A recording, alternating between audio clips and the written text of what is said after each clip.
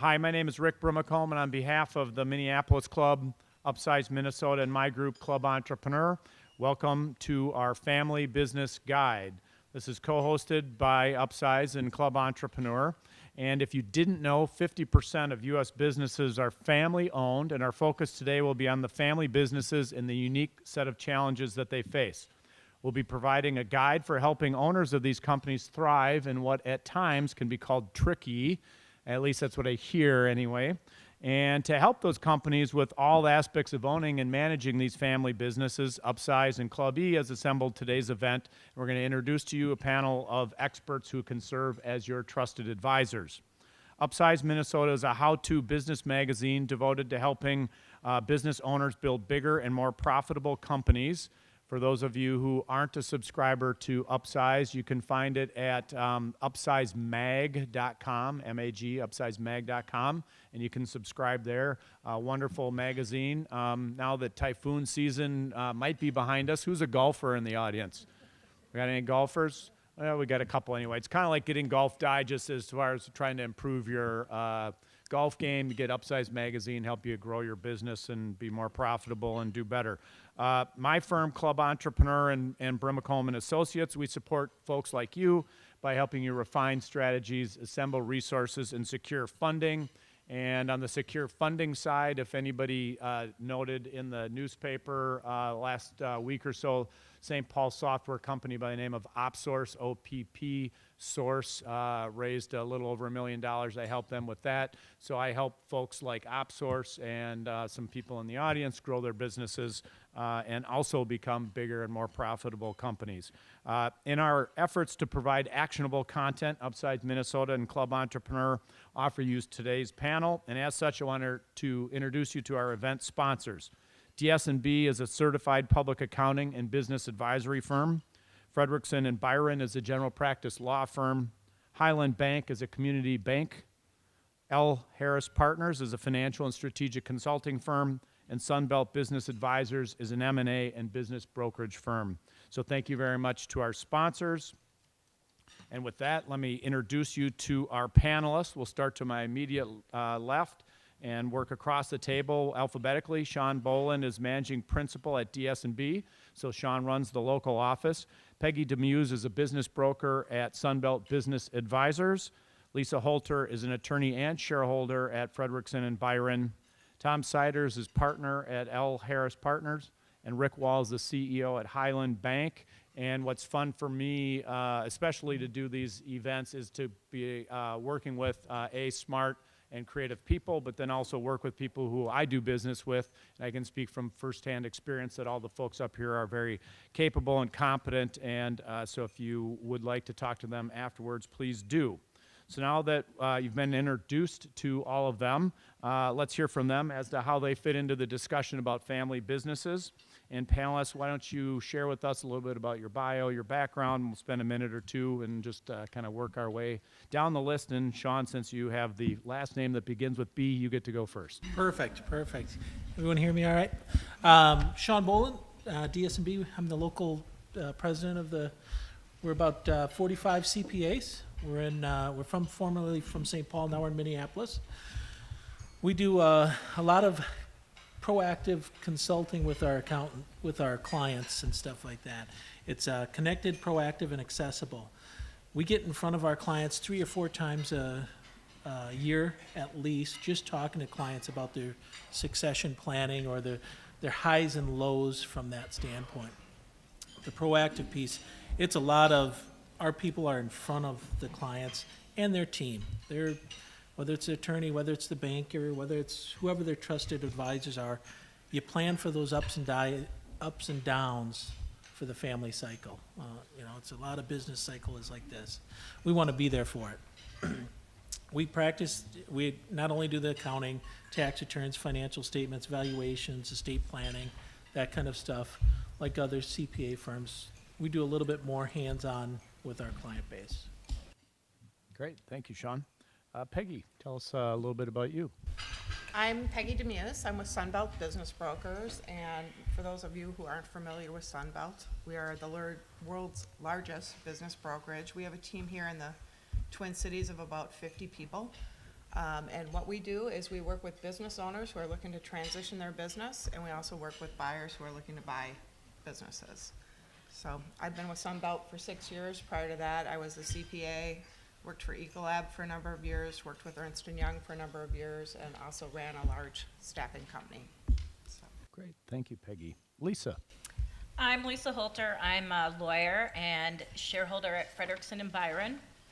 And my introduction to business came really on the other side. I worked at a couple Fortune 500s in finance before going to law school. But I've been practicing about 20 years now. And I would say I'm a corporate attorney who works with businesses along the life cycle of their business. So closely held businesses and family businesses that don't have the resources to have in-house counsel, and I'll help from formation to bringing in money, bringing in employees, maybe incenting them with ownership, raising money, getting loans, key agreements with customers or sales of products, and maybe growing through acquisition, doing deals, selling the business, so the whole life cycle of the business. And those occur with any business, but there's some unique challenges to family businesses. And so a lot of what I do will be helping the business owners understand their different, the legal meaning of their different roles as owners and shareholders, board members, governors, directors, versus running the company as operators and managers, presidents, and things like that. Great. Thank you. Tom.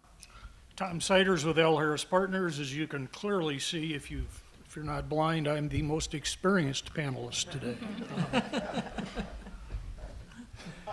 I spent 36 years with McGladrey, the CPA firm.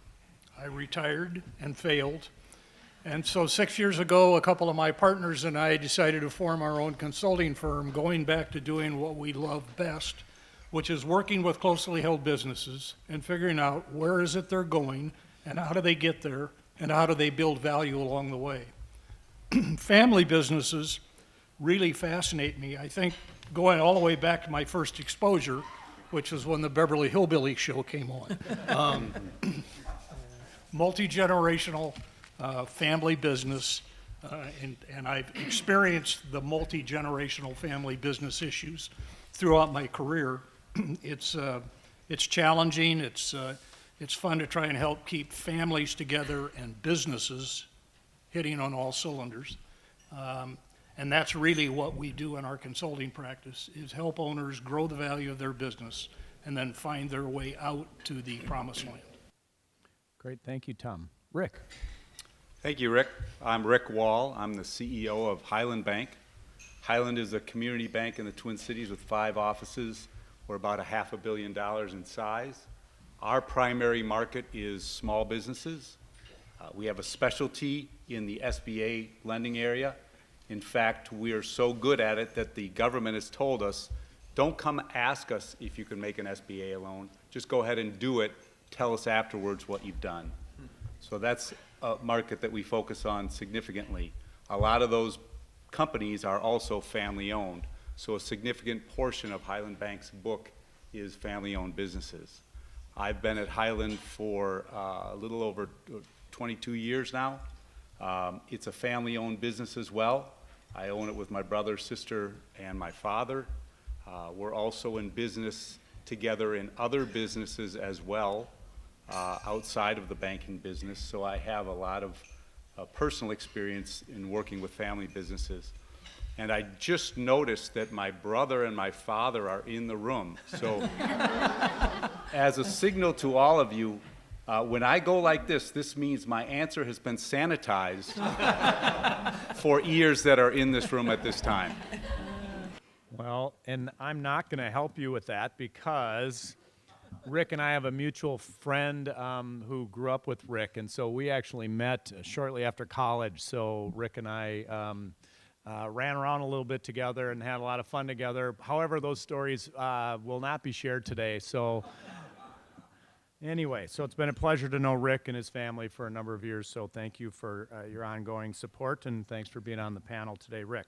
All right, coming back here to Sean, why don't we work down the row again and talk a little bit about the topic itself, how you fit in that, your global views on it, being the accountant in the room, kind of your angle from that side. So go ahead, have at it. Yeah, obviously I can talk about taxes or succession planning or whatever.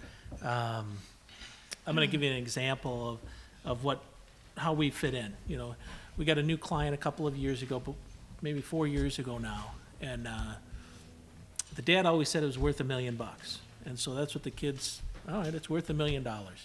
You know, it's a $2 million company. They were bleeding. There was dad had leveraged everything up, all that kind of stuff. The dad died, and unfortunately, from that standpoint, the construction company hired us. We got in there, and the mom was absentee owner. It grew to maybe $3.5 million. We helped saying, gosh, you've already paid for this company over and over again. It's time to cut off mom. You know, she'll be all right. She's got enough assets under management that she can live in Florida, you know, as she gets into her new life and stuff like that. And we successfully transitioned it. It was through a gift, a little bit of comp to pay a little bit of the tax bill. And so now the two kids own the business. It's now $13 million. They didn't have to pay mom anymore. Mom was getting taxable income, paying tax on it. The kids didn't get to write it off because it was a stock sale. And it was just, everything was kind of done wrong. But it was because dad it's worth $1 million. You know, just pay my mom, or pay your mom.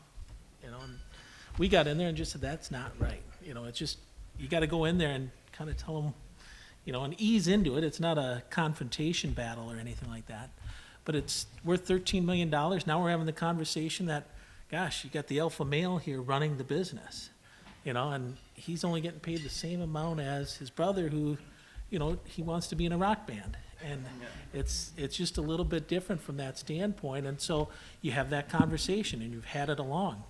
We got the little brother, hey, I'm bringing in my own guy. This is what my value is, and they'll value what the president's value is, and compensation will be figured out from that standpoint. But we got in there and say, well, let's call timeout. You know, you want to be in a different phase. We're going to buy him out. He's going to get paid $250,000 for 10 years. Doesn't have to show up for work anymore. Now the alpha male's running the business. The brothers are talking again. Not that they weren't talking, but it wasn't great at Christmas. And so we got a lot of involvement, you know, just from the family-run practice from that standpoint. And it's just a lot of consulting. It's a lot of hand-holding. You know, we might be paid psychiatrists, you know, but it's a good fit. We fit in there. We work on the tax side, so everybody wins. It's got to be a win-win scenario for everyone. And that's our role. That's what I do. That's what I like doing, and you get to figure it all out. Great, thank you.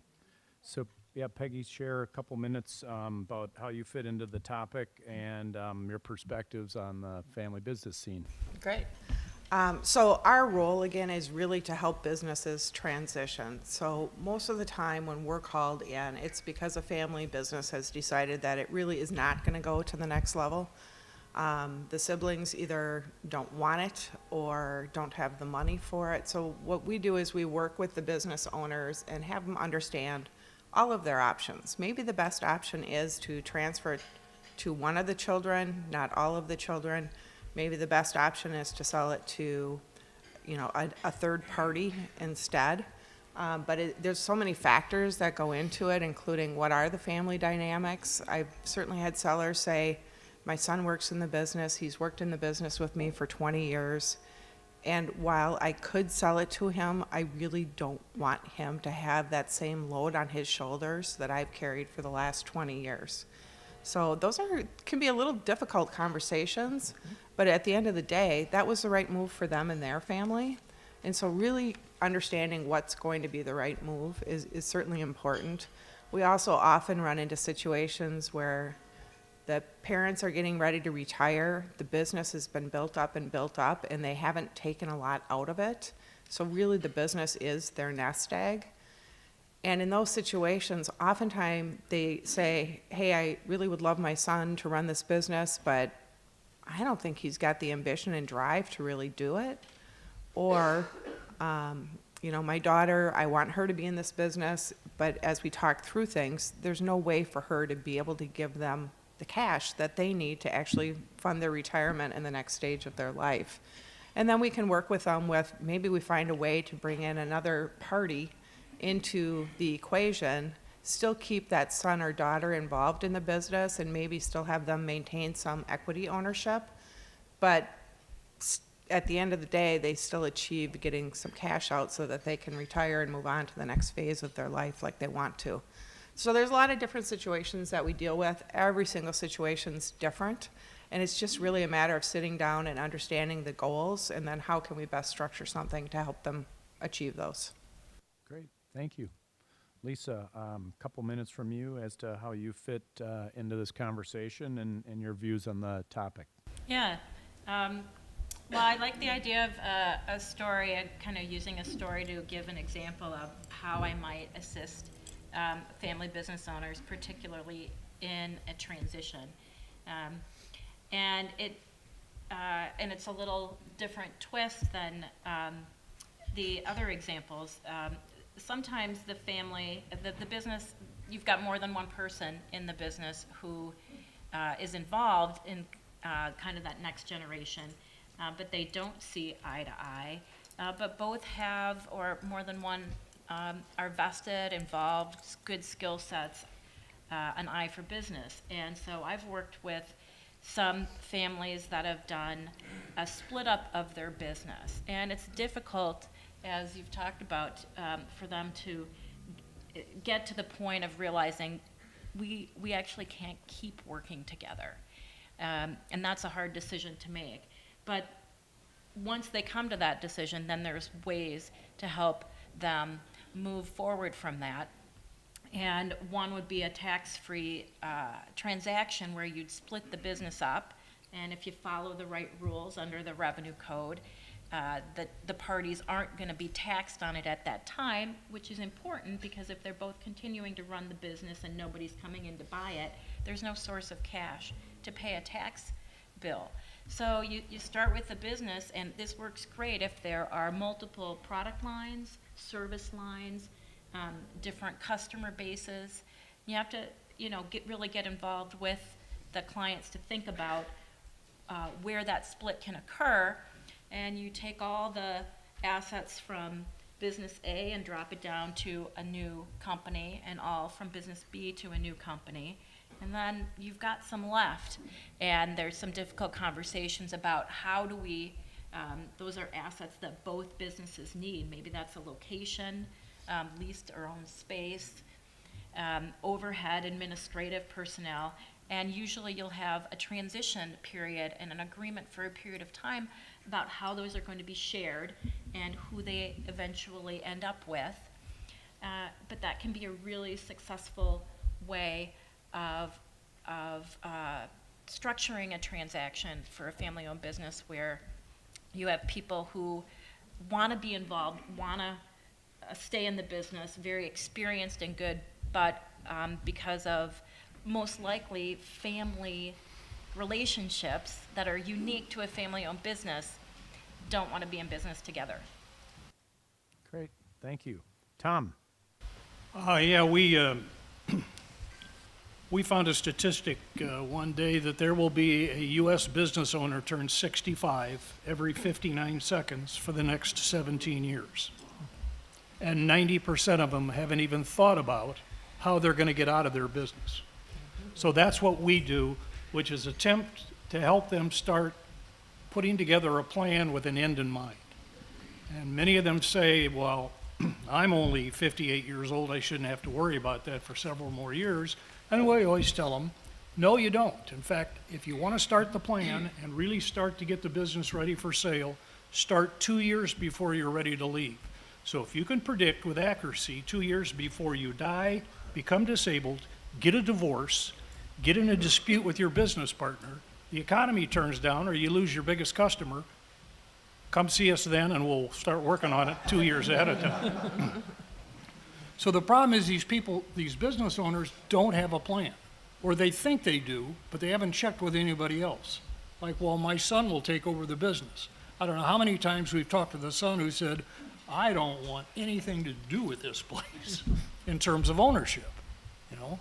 My own son said, Dad, I watched you work your tail off, all these billable hours, I don't want that. Of course, then he turned around and went to law school and bitches about billable hours, et cetera.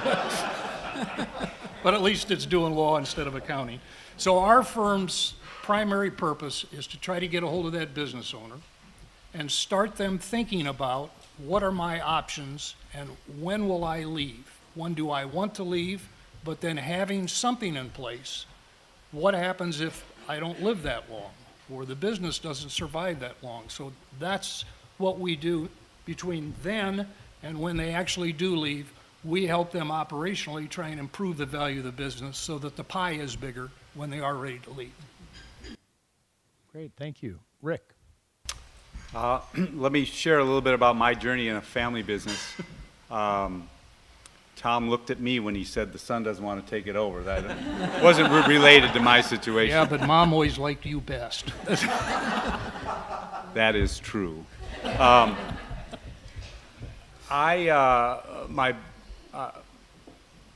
never really had an intention to be in the family business. And in fact, even when I came back, that wasn't my intention. But as it turns out, my father, who was in the real estate, primarily in the real estate and banking business, had all the 3 kids go off, and for years working in their own career. I had my own career. My brother owned his own business, and my sister was a pilot for Sun Country. And each one of us individually made a decision that we wanted to move back to Minnesota and start ultimately working with my dad.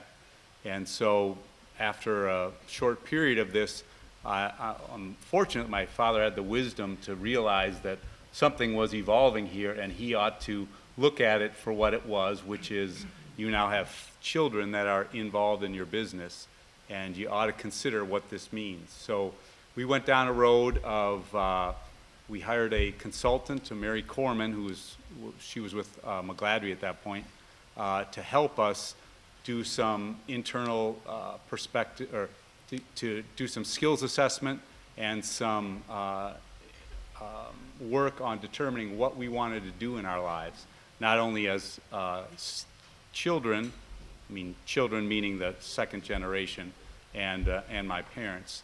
And then we shared all that information, and that helped us kind of start with a certain level of understanding about what we were getting involved in. Then we migrated ultimately to working with Tom Hubler and his company, and he helped us broaden that to our spouses, which by that time we had all added spouses to our family mix. So instead of 3 generation 2, there was 6. And as a result of that, we learned a lot about each other, and especially the spouse component, which I would never underestimate the significance of that element in a family business. And so as a result of that, we formed a family council, which operated for a number of years. And in that family council, we had John Brooks of Brooks Family Business helping us. He was actually a council member. And we put together a vision, a mission for our family, and met to talk about issues associated with the family. Then the economy dealt us the downturn, which impacted the banking business, the real estate business, and fortunately other businesses that we were in weren't so impacted, which was positive for us. But we kind of, by that time, we'd had a bunch of experience working together, and now we were on our own to figure out what the heck we were going to do with this crisis that was at hand, which gave us a good opportunity to learn to work together as siblings, because we tend to be owners in each other's businesses across all the businesses that we're involved in. And when the family council shut down, we decided not to continue it. We evolved into a weekly phone call, which has persisted now for almost 8 years, where we are able to talk about issues. We don't include the spouses on that anymore because they're just frankly bored of it, didn't want to do it anymore. And so those are things that really helped our family create and maintain some harmony as we've gone along. And as a result, everything is always perfect in our family, and we are entirely harmonious. All right, thank you. Appreciate that. Okay, so I have some questions that I have for them individually, and then I have some questions that'll be kind of across the panel that anybody can chime in on as they see fit. But this was intended to be your event as well as it is these folks' event, so please raise your hand and chime in if you'd like to insert a question into the conversation. Happy to get to you best as I can. Also, again, upsizemag.com. You can get the magazine if you don't have one. The next issue will cover this event. So if you want to read about it and see some nice pictures of the folks up here, that'll be in the next issue. Likewise, I video today's event, and that'll be on clube.com in 1 to 2 weeks if you want to watch the whole thing back. All right, so first question, Sean, let's come back here. You talked about in that introduction, a gentleman who unfortunately passed, and then the family had to deal with a situation. Let's go the other direction and say someone wants to be proactive. So you got a business owner who wants to transfer the business to the children. They want to protect their legacy. They want to go down to Naples and have a house. How do they go about doing that if they go more proactively versus the example you gave where they were kind of reacting to circumstances as they played out? That's easy. It's like Tom said, you get involved a few years early from that standpoint. In my scenario, it happened to be perfect. They had plenty of resources, the spouse, and so they could just gift it, through lack of marketability and lack of control. We did a tax-free gift to them. In that scenario, the kids took it just from that. We didn't have to do a lot. Simple valuation. We got it taken care of. That's not always the case. You get a larger company, it's like you said, they haven't taken out all the resources. They haven't bought the Naples home. They haven't bought that kind of stuff. So you have to plan beforehand. Maybe the seller's going to be the bank from that standpoint and have an annuity stream for the next 10 or 15 years and take on the risk if the kids aren't necessarily as strong as the patriarch. And so there's different scenarios from that standpoint, and you can go into each one, but you have to be out front and center. All right, the kids are going to pay me over the next 10 years. I better get them training. I better get them to be president. I better get them to be the C level. Or they can own it. They don't have to show up every day. We're going to have counsel like Rick has running the day-to-day operations or whatnot. But you have to be out there front and center. And whether it's 2 years or 3 years or day one, somebody's got to be out there talking to the family ownership, because there's ultimately going to be kids fighting or in-laws fighting, or you get to the third generation and nobody knows who the grandpa was, and you want to make sure you're front and center as often as possible. Okay, unless you're the Wall family, in which case everything's fine. Okay, perfect. Not just fine, perfect. Okay, Peggy, say the family's gone through the process of evaluating the circumstance. They've decided that, we're not going to pass it on to the family. And from nowhere, out of the woods, comes a competitor who says, hey, I'm interested in buying the business, but they haven't put it on the market per se. What should they do? Well, there's a number of things. I think, to your first point, I think a lot of people don't realize that a third of family businesses don't survive that transition to the first generation to the second generation. And then after that, there's another 50% that don't survive to the third generation. So it's often important that business owners at least understand that dynamic and are planning for it in advance. If they've gotten to the point where they've decided we for sure are not going to pass it on, then they really need to understand what is the value of their business and who are the possible good purchasers. That purchaser could be an employee. It could be a third party that's just a higher net worth individual, somebody that has a good history of running businesses and wants to take on a new business on their own, or it could be a private equity group. So really understanding, where does my business fit and who's going to be, a possible good buyer, and then making sure that they've got it set up so that they maximize the price. I mean, you get one shot at this, and selling it to the first person who comes in the door is almost always not your best bet. It might be, but you want to make sure it really is. Because frequently what we see is competitors don't value a business as highly as somebody that's coming in from the outside. So it's really important to understand what is the market value of the business. If I sell it to this competitor, is that going to generate the best price for me, or at least close to it? And if not, how do I get myself in a scenario so that I can really make sure I'm testing the market to get the best price? Which of course is where we come in. So that's what we help with. Great, thank you. Lisa, on the legal side, let's say the family has decided, again, that they are not going to pass it on, and they're going to sell the business. As far as involving a lawyer, should they wait until a buyer emerges and they agree to some basic terms, or should you hire an attorney kind of on the front end of the process and try to manage it a little bit more? Yeah, I've worked with clients who've done both, and I think those clients who are really knowledgeable about doing deals and have done them before can get further down the process on their own. But some things you always want to think about, and you might need help from legal counsel, are having a confidentiality agreement, for example, and that you're going to want to do before you've gotten to a letter of intent stage. And you want to protect your confidential information, make sure it's only going to be used for the evaluating the transaction at hand, and also maybe some agreement language that your employees, key employees who are part of the process that any buyer might meet, can't be hired and taken away.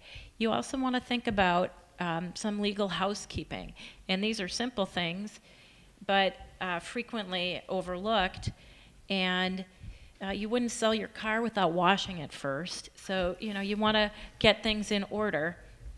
And so is your entity in good standing? Do you have your corporate records up to date? If you're talking about key customers and long-term relationships, do you have agreements to back that up? Things like that.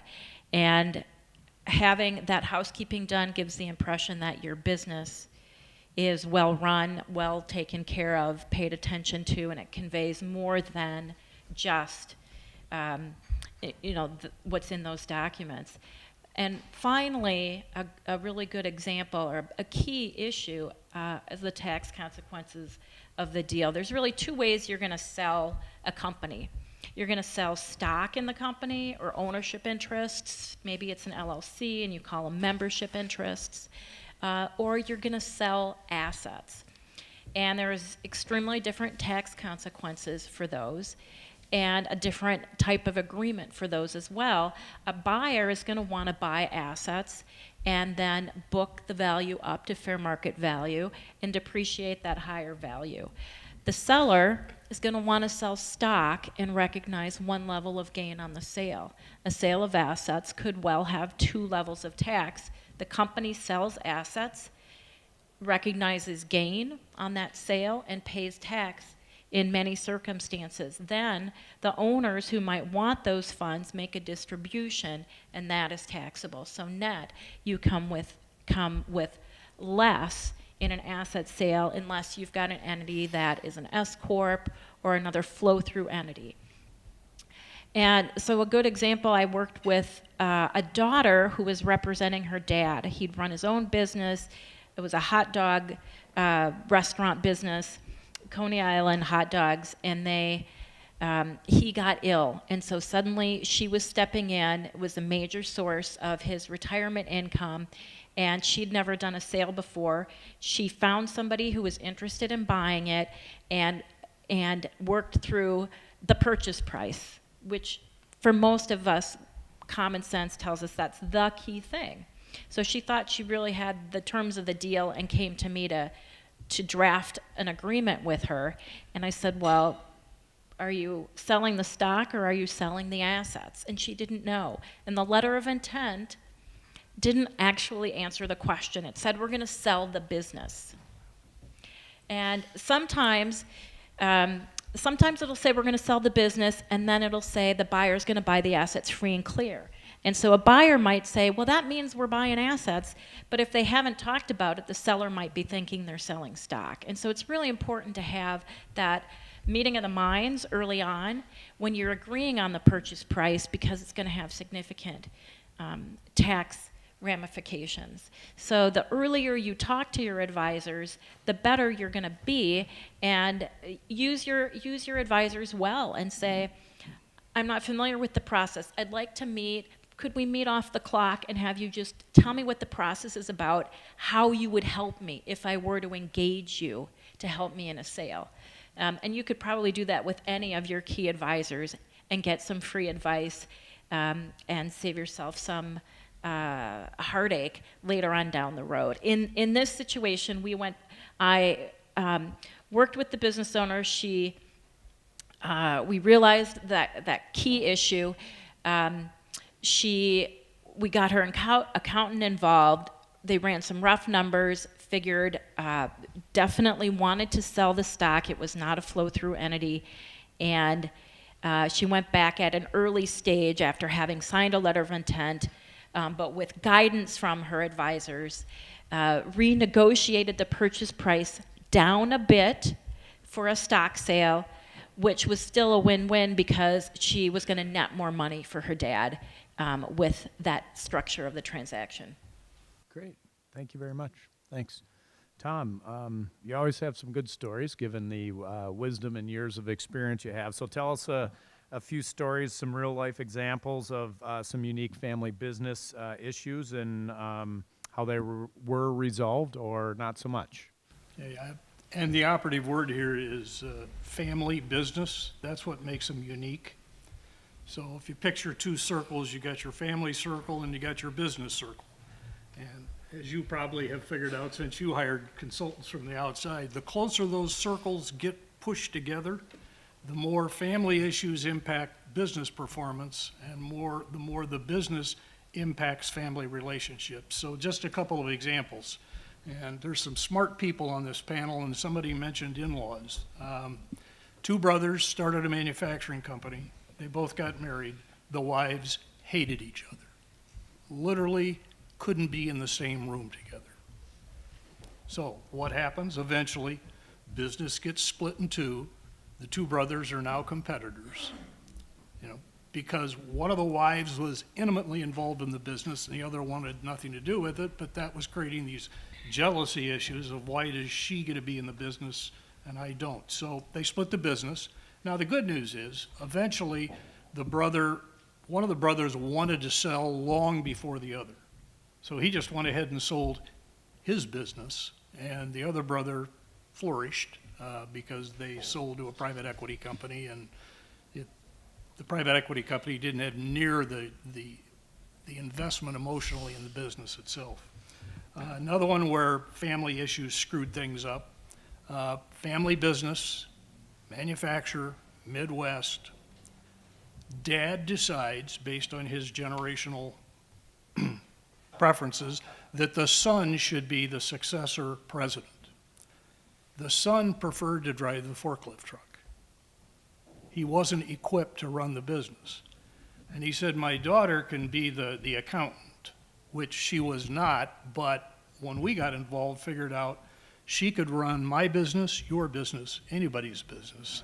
This gal was just sharp, and she just got it. Yet we couldn't get Dad over the hump. There was a couple other kids who weren't involved in the business who could have been capable, but since that they weren't the oldest son, he had this preference of his mind was made up. Added problem, as it turns out, Dad's got an alcohol problem and had been abusing Mom for years. So the two kids who wanted nothing to do with the family business resented Dad. So you can see what happens is all of this stuff starts to collide, the family's in chaos, the business begins to suffer. So these are the things that you got to pull those two circles apart. And the answer for them was to create a board. So typical family business, it's over the supper table or at a holiday. They have a board meeting, and they really don't have a formal board meeting. So our recommendation was create a board, have an agenda, bring the shareholders together, then have your board of directors meeting. So you have a shareholders meeting, a directors meeting, and for God's sake, bring in one or two outside people to serve on your board to keep you guys from getting after each other in the middle of these meetings about Mom liked you best. I saw him take notes. So anyway, the last one, the multi-generational thing, it's been our experience, the first generation creates it. If the second generation is interested, they will build it, and the third generation usually screws it up. An example of that is an electrical distributor started by Dad. He had the two sons in the business. They had figured out what each one of their roles were. They were fine. They both retire and turn the business over to their two sons, who are cousins. Well, one of the cousins couldn't find himself out of the room in the dark, and the other one was really, really sharp. And so, of course, you can see what happens. The conflict starts because the incompetent thought he ought to be compensated as well as the competent. And finally, the competent cousin said, I'm either going to buy you out or you're going to buy me out because our business is suffering. So that third generation is a real tough hurdle to get over. Yeah. So Rick, since you got the perfect family, you figured out a formula that works as far as working together and so forth. But more seriously, you did some proactive things to make your family work better. And what were some of those, and how did it encourage your family harmony? Sure. Well, I alluded to some of those earlier, and I would echo what Tom has said in that you do have two circles, a family circle and a business circle, and you know that they will overlap, so you have to go in understanding that up front and being able to dialogue with it. To me, the biggest element in being a success or the biggest opportunity in being a family business is that you can help your siblings through the business. If you are successful as a business, then it benefits your family, and that's a wonderful thing. One of the other great opportunities you have is you have ability to build trust among your family. And in my experience, trust is only built by good communication. If someone doesn't understand what's going on, then it's hard for them to be with you when times are down. So you've got to have good communication. It's got to be persistent and consistent. And when they start to tell you, would you stop telling me? Then you've started to hit the level of communication that you need. Because at that point, you've done everything you can to help them understand what's important in the business, how it's going. And so as things change, they'll be able to help you with the decisions that are necessary to make that come to every business. Every business has challenges, and in that business circle, those challenges, your customers don't care whether you're a family-owned business or not. The market doesn't care, the economy doesn't care, the law doesn't care. So they're going to throw you the same challenges as any other business.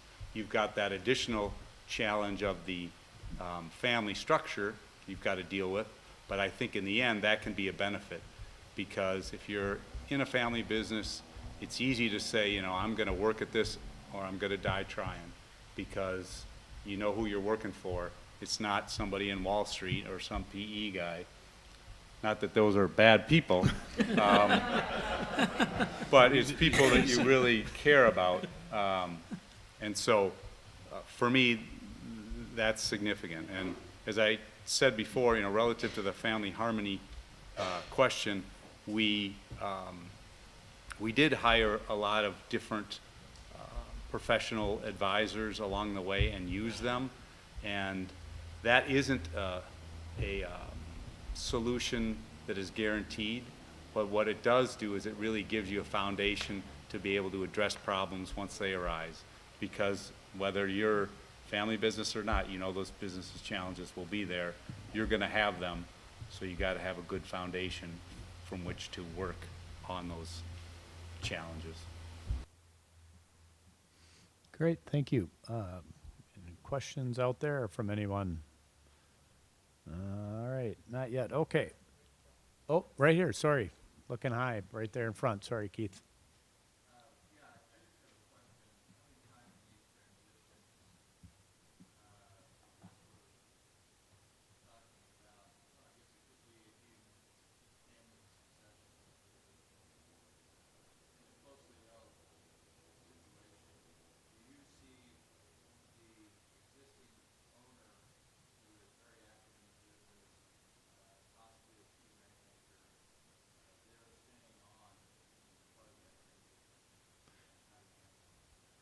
So if you didn't hear the question in the back, it was, does the key person stay on in the business? How do you handle that, especially if the key person is a rainmaker involved with the business? Anybody on the panel want to have at that? Go ahead.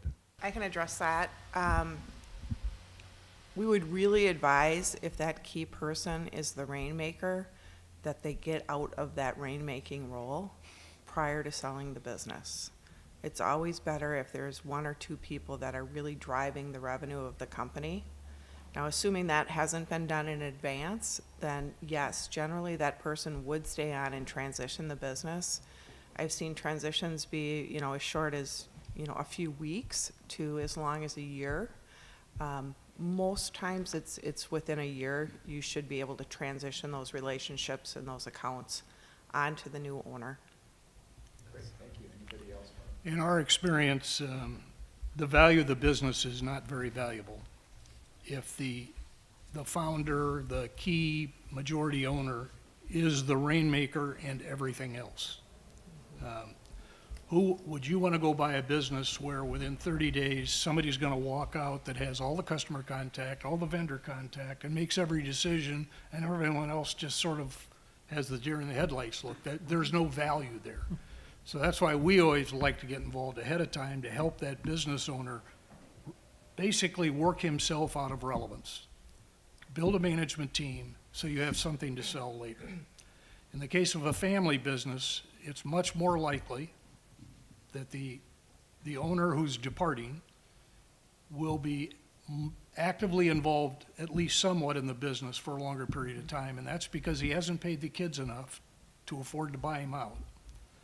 And so he has to get his buyout through future profits of the business. So he's going to get his 49% transfer done and continue to collect dividends, and since that's his livelihood and his retirement, he's more likely to stop in the office and check to see how things are going. Not that you would do that, but. I would just add, from a lending perspective, we lend to a lot of companies who are involved in a transition, and cash flow is there's the 5 C's of credit, but cash flow is the biggest C of all. And so when we look at a business, we're trying to determine whether there will continue to be cash flow associated with the business. And to the extent that it doesn't appear that there's a way to continue to generate revenue through the staff that's there or the staff that is buying the business, that's the kind of thing we would be not very interested in lending to that organization. And we just have a customer right now who is a long-time successful business person in the Twin Cities who's going through a generational transfer, and he is having a little bit of a challenge taking both feet off. He's got one foot off of the business, but he was not ready to take the other foot off. And frankly, we're not all that unhappy about that because he still is a key revenue generator. So someday he's going to come to us and say, I want to be unassociated with the financing with the company, and we're going to want to make sure that there's someone else there that can generate that revenue. And he's working on it, so I think he'll get there. But That does raise the question, which is usually on a generational transfer, you're still relying on dad's personal guarantee, even though he's quote unquote leaving the business? usually, yes. Yeah. I would also look at, from that standpoint, make sure your customers are signed up. If you're dealing with Boeing, it's a 3-year contract. You can transition over 3 years. That sale price might not differentiate. Lock up those customers so you don't have to worry about the rainmaker. You can train them in over the next 3 years. And so there is ways around it. You just have to look at the deal. Every deal's a little different, but from that scenario, it could be still a good deal. I won't get scared from that standpoint. Does that make sense? Short one. What about key people that are not owners? Is there anything in particular you would suggest for those? If you didn't hear it in the back, how do you retain and or how do you deal with key people who aren't owners? Employment contracts and incentive plans. Yeah, compensate them according to your goal.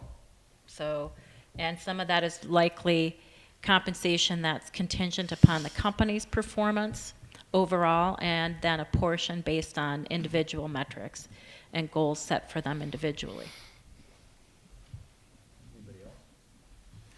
I would just say, generally speaking, anybody that's going to buy that business absolutely wants those key employees. And so the sellers often are worried about these key employees that have been faithful and a big part of the business, that the buyer won't keep them. Well, the buyer is actually worried that they won't stay. So it really is important. The person buying the business absolutely wants those key people. Yeah, in the back. So let's say it's a family business, and the kids aren't ready or they're not qualified, they're not interested. So family business decides to bring in a leader, the operations, the finance, sales area from the outside. Under what circumstances can that succeed?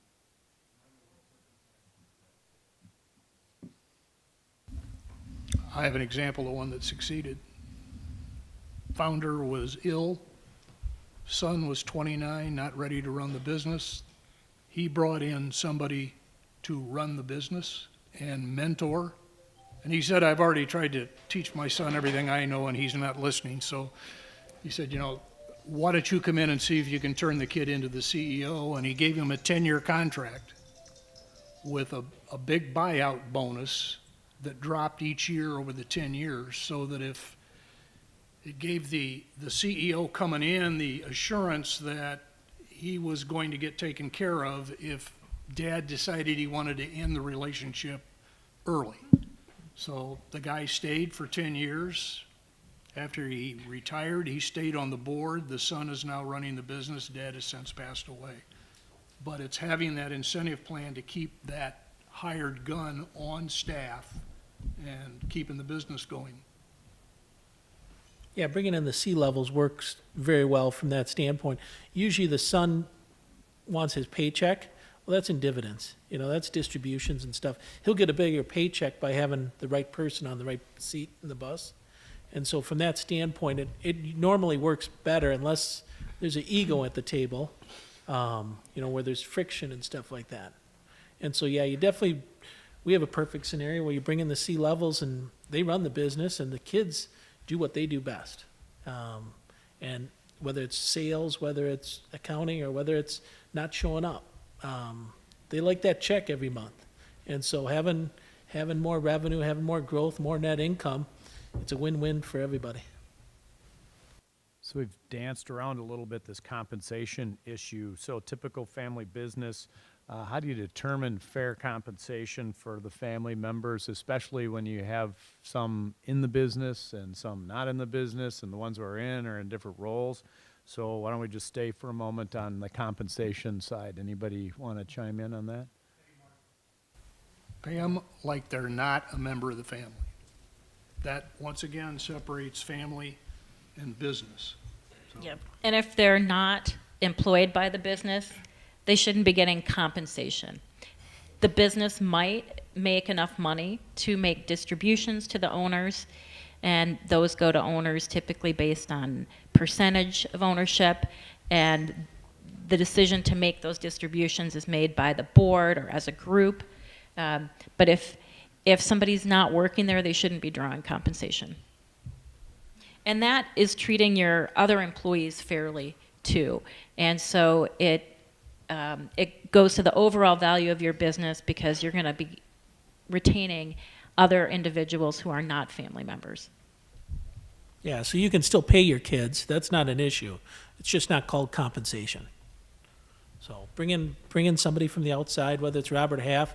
They'll tell you all right, here's what a president in your industry should pay, this range. Here's what the controller should make. This is what the vice president should make. And it's that way you're not the bad guy from that standpoint. I would respectfully beg to differ.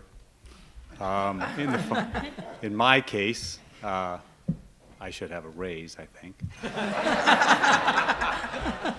ask Mom.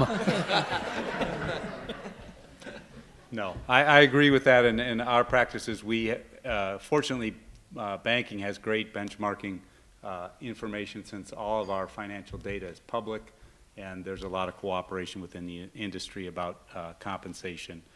We stick to that same model as well, and I agree, because that question of compensation fits into that business circle. It isn't a family issue, it's a business circle issue. So keep it there, keep it consistent, and that will minimize the impact on the family side, I think. We were just working with somebody last week who's brought a son into the business, owned by a woman and her brother-in-law, and he wants to make X, and it's way above market. Because, he said, it's clearly obvious that mom and my uncle are making above market. Well, that could be challenged because they've been around for 20 years and they're running the business. And he had 10 years' experience with a Fortune 500 company, not ever running a business, and now he's going to be the heir apparent.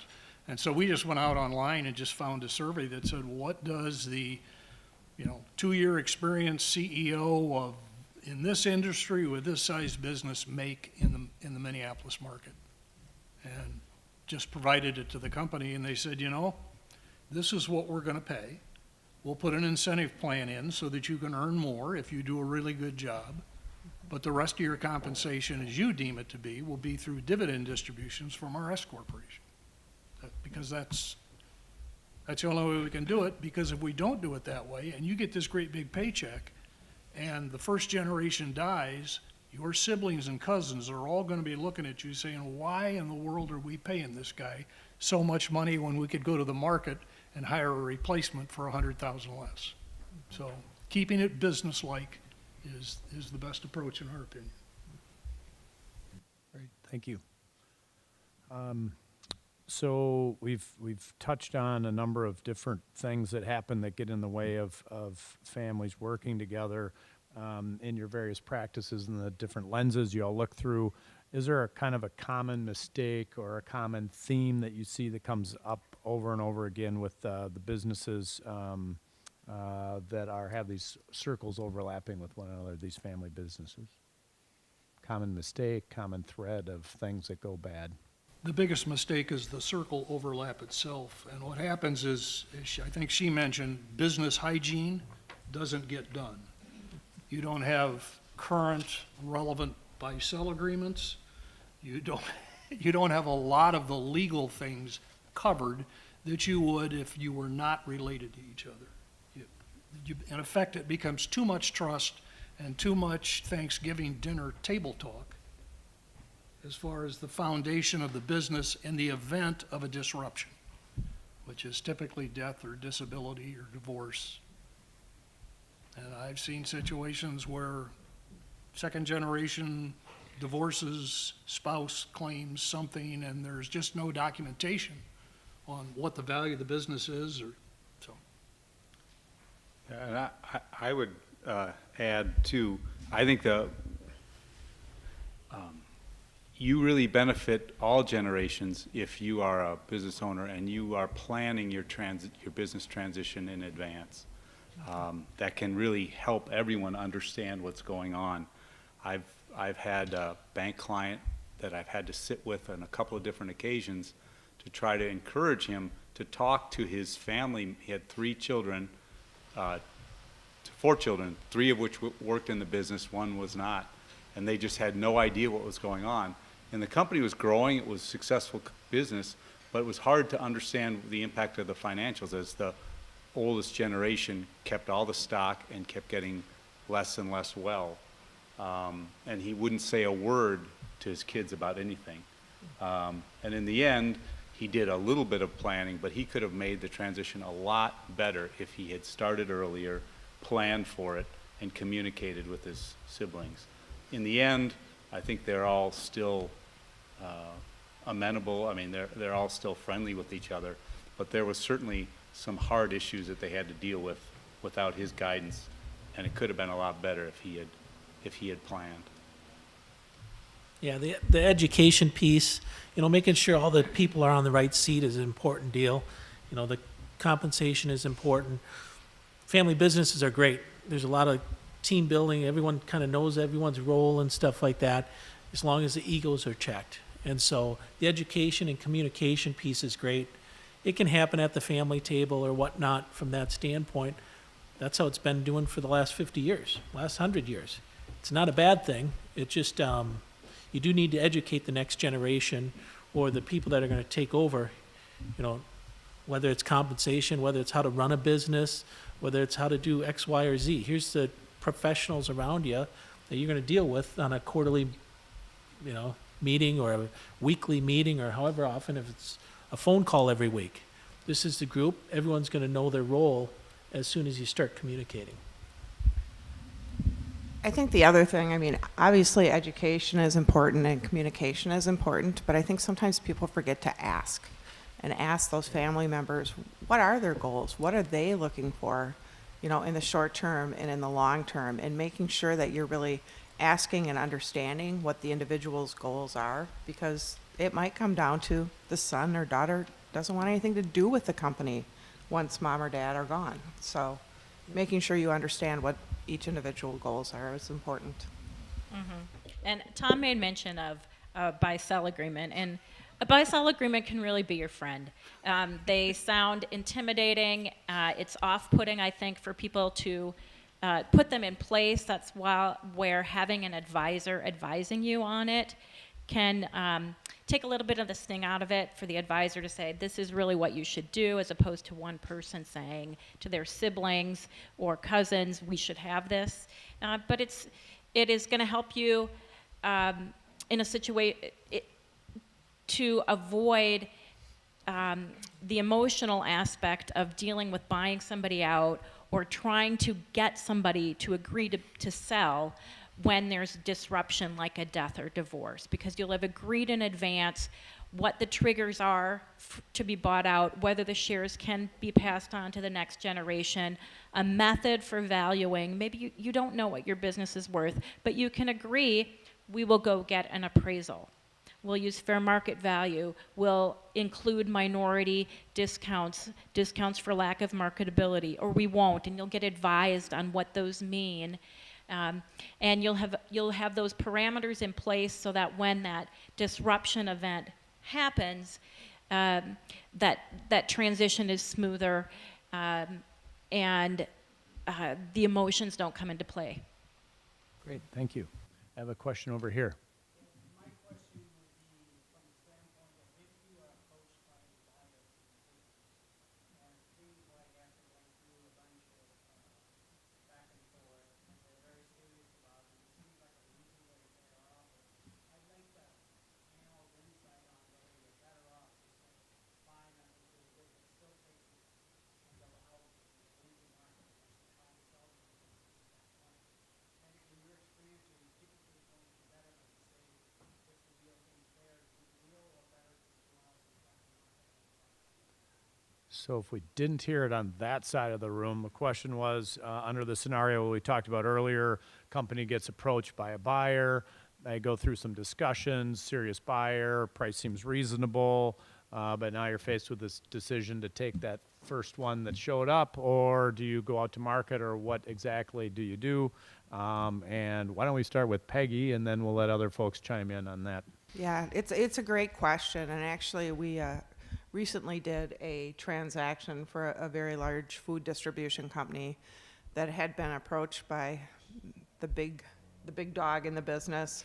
They actually had a pretty good offer, but they wanted to make absolutely sure that it was a good offer, and they also wanted to make sure that they went through the process correctly, because an offer is just the very first step, and there's so much that goes in between the time the offer comes and you actually get to the closing table.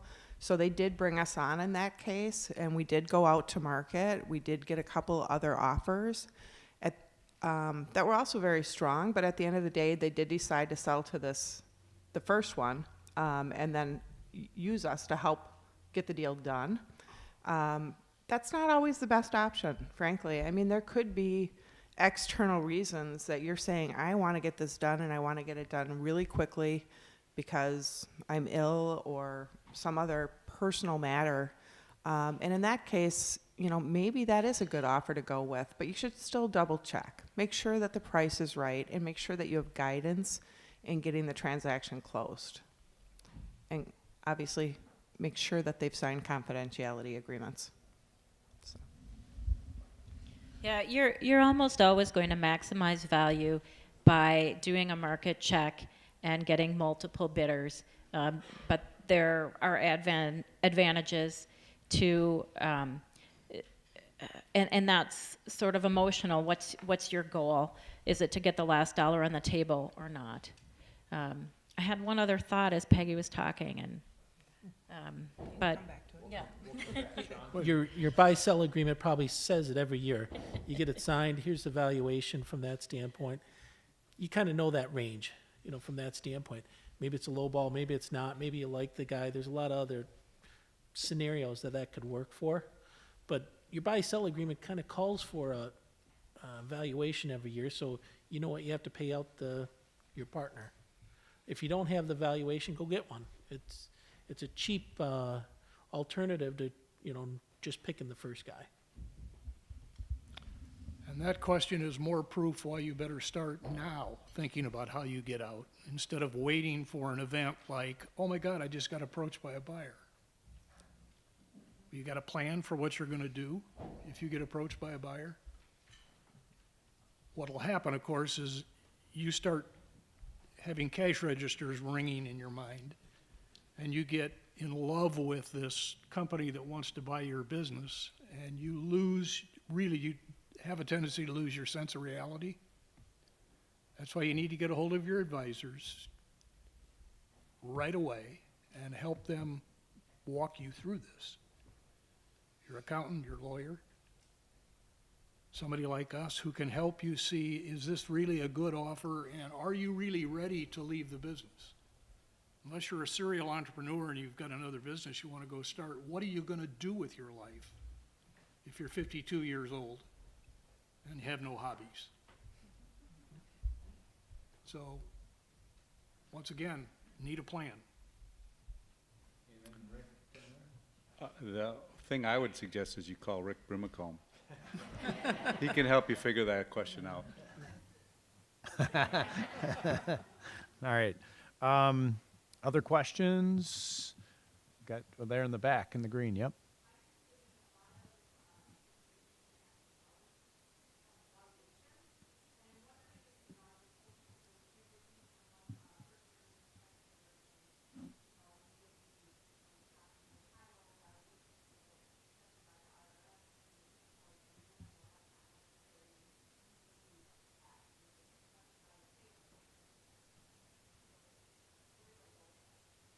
Sean?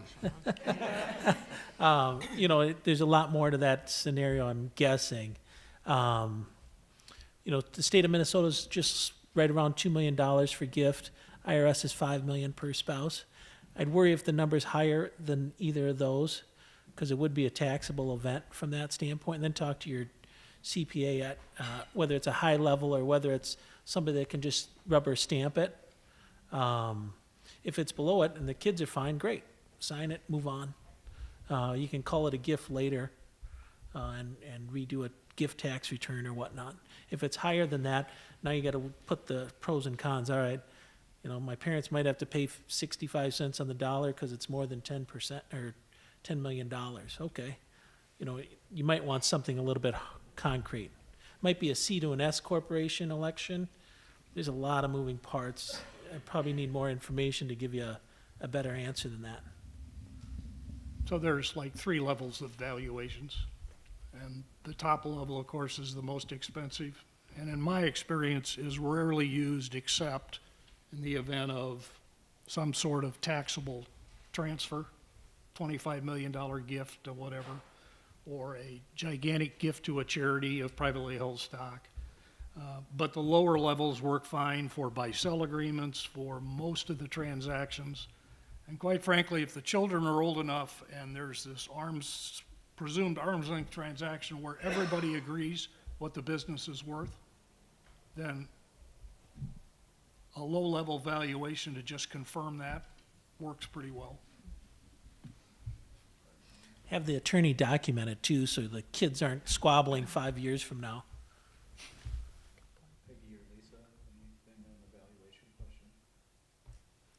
No. No, one thing that wasn't specifically said, but so the audience understands is, in some circumstances, it might be a gift of shares, and in others, you're talking about buying the shares. And it's that gift of shares when the value exceeds the federal or state estate tax limits that you really need that heightened awareness. Okay. Got time for maybe one more from the audience, and then I got a few wrap-up questions on my side. Alrighty.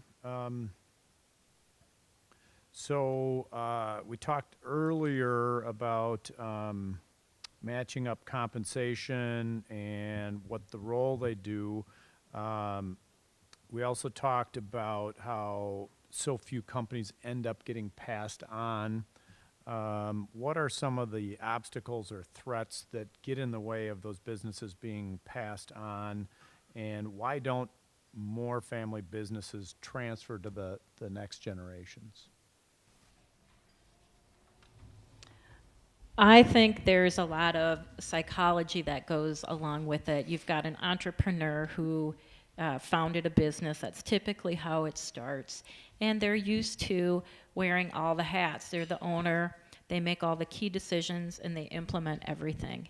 And it's tough to take that from one person to several, and it's particularly tough to take that decision-making for that entrepreneurial type. They may have a really hard time letting go. So for some people, the only option may be for them to sell and exit 100% at that time. And of course, they need to plan by putting in a management team in place that is used to developing plans, implementing goals, reporting back, that a third party is going to see the value in order to get the value from the business. But the difficulty is a lot to do with the personality type, I think, of the person who is a typical entrepreneur. Working with somebody right now who we're talking about, you need to get your estate planning updated. It's been 15 years and they're worth $15 million. And he said, well, we get in an argument every time because I don't think that the kids should get anything, because hell, neither one of them are interested in coming into the business, and one of them's interested in music and the other one's interested in something else. Why the hell would I give them any money? And then, of course, the wife says, now, wait a minute. and so they've just been stalled out each time because they can't get on the same page. So there's that part of it. But with a dad like that, would you want to go to work for him? I wouldn't. It is the personality of the dad. It's the interest of the kids. And quite frankly, a lot of businesses have been pretty good and a great source of income for dad and mom to raise 6 kids, but there isn't enough there to support 6 more families when dad leaves. And so now you're down to, well, is there enough to support 2 or 3? And the answer sometimes is there's only enough to support 1. And if the one that could do it isn't interested, then there is no transition. The business gets sold. I would agree too. It has a lot to do with the personality of the second generation. And of course the business, things are changing always, and the business may not have the same future today that it did 30 years ago when the first generation was involved in it. One of the things I know that can help relieve some of that pressure is if you have an opportunity in your business, in your family business, to allow shareholders to sell over time, so that if the kids, for instance, have some stock and they're just not interested in the business, they move to California and they like music or something else, they aren't beholden to having some of their value tied up in Minnesota in a deal that they're not involved in and really couldn't care less. If you can buy their stock out over time, you reduce that pressure that maybe 3 or 4 of them get together and say, let's get out. I mean, you saw what was in the paper about the Lunds family. I mean, you don't want to be that I take that back. Lund's family, good. Lund family is a great family. I didn't mean that. I mean, you would prefer not to have that kind of a family dispute wind up in the paper. So if you can do that and relieve it periodically, you may well be able to move that business to the next generation. One other thing that I think comes up often is that the family businesses often are run by a generation for a generation, so they are in that business for 20, 25 years running that business, and what often happens is they don't keep up with technology, or they don't keep up with the changes in the markets. And if you contrast that to most public corporations where the CEO turns over every 6 years, that brings in fresh blood, fresh ideas, fresh thoughts. That's a major obstacle to the family-owned business where somebody's there for 20 to 25 years. So I know this has been brought up several times, but bring in outside advisors, bring in outside people to make sure that you're staying on top of the changing world, and not just floating along with what you've always done. Yeah, figure out if you're the 30% that do succeed or the 70% that are going to sell. Have that conversation with your kids or grandkids or whatnot. If you want to be the 30%, you're going to be open to them. You're going to bring them into the management meetings. You're going to bring them into a lot of that stuff to get them educated. You might send them off to school to learn how to be a, whatever role he's going to take. If you're going to be the 70%, don't worry about it. Make as much money as you can, sell the business, give your kids your money that way. Just pick which one you want to do and then work the business that way. Great, thank you. All right, so we're about at 1 o'clock, so to wrap up for everybody, 30 seconds, no particular order for our panel, but if you wanted to leave the audience with a last nugget or two, kind of summarize what your thoughts are or what you've heard today for everyone. Again, 30 seconds. My advice to to business owners that have a family business is to remind them that fair isn't always equal, and equal isn't always fair. And so there will be differences in the way the children are treated. Classic example is a guy who had 2 kids in the business and underpaid them because, of course, he thought what he was paying them was a lot, but he still had his first communion money, so, but he did transition the business to the kids through gifts, and the other siblings were just incensed when he died. And we had to sit down and show that, yeah, but you were off making mega bucks somewhere else, and he was paying your siblings barely above minimum wage with a promise that they'd get the business. So remember that fair isn't always equal and equal isn't always fair. And the more you can do to pull those two circles apart and run the business like a business and try to pretend that they're not family, the better off you're going to be. Yeah, I'll segue from that. As the lawyer, I would say observe all the formalities. That doesn't just mean doing your legal work, maintenance along the way. It's treating family members who are working as employees the same way you treat your employees, and enforcing vacation and sick time limits and doing annual reviews. And you might want to bring in other key members of your key management team to assist in those functions, because it works a lot better if it's not a parent-child or brother-sister relationship in those circumstances.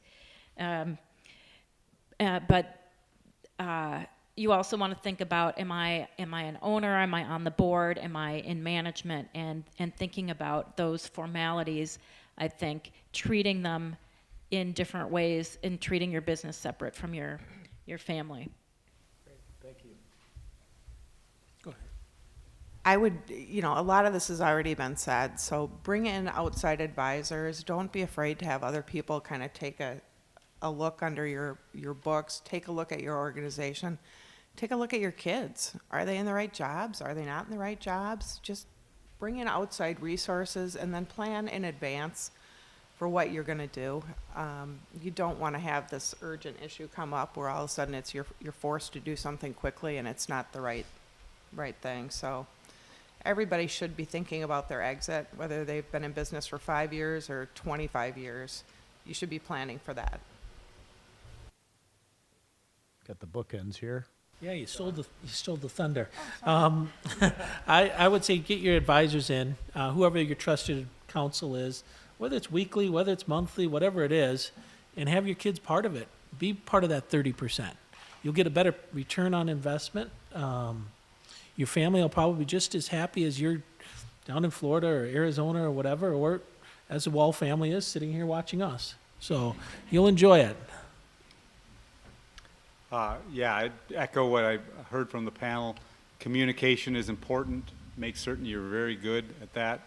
That will promote both sides of the circle, the family and the work side, or both circles. Also, make certain you include the spouses, because that's an important part of the family. The example Tom gave about the spouses not getting along, don't know if that could have been changed, but to the extent that they maybe spent some time on that, might have saved that family a lot of anxiety and complication. Don't know, but it's at least it's worth a try. And at the very least, you'd have a better family relation if you had success there. So. Great, thank you. So the next Upsize Magazine and Club Entrepreneur event is August 29th. We're going to cover mergers and acquisitions, in particular valuations and due diligence. And if anybody is interested in the next Club E meeting, it's next Thursday. We're going to discuss crisis communications. Let's give a round of applause to our panelists.